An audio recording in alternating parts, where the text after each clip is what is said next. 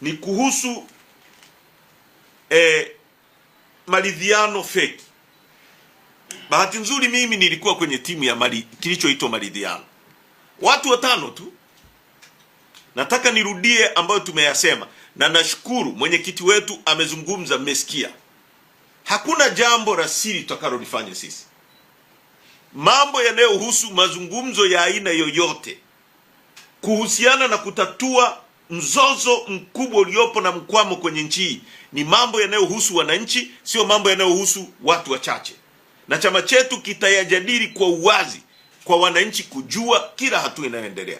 Cha kwanza tumesema, na ndio msimamo wa kamati kuu, hakuna mazungumzo yoyote yatakayoongozwa na mtu yoyote isipokuwa mwenyekiti mwenyewe awe nje.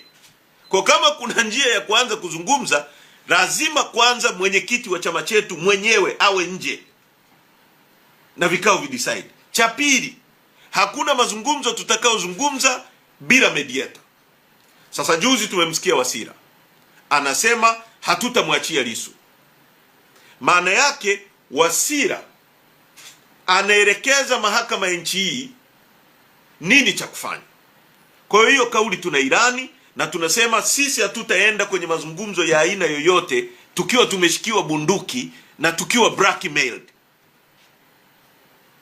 Kwamba blackmail si kufanya mambo ya kihunihuni, kutishatisha watu, kwamba twende kwenye mazungumzo tumepiga magoti. Hakuna mazungumzo yatakayofanyika bila mwenyekiti kuwa nje, hakuna mazungumzo yatakayofanyika bila watu kuwajibika, hakuna mazungumzo yatakayofanyika bila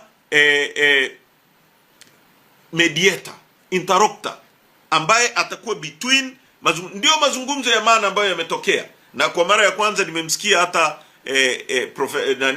Dr. Bana ambaye ni very haijawahi kutokea, ni kitu cha kunani, amezungumza vizuri sana, na katika hilo mimi nampongeza. Kwa mara ya kwanza Benson Bana amesema vitu vya maana na watu wanapaswa kusikiliza.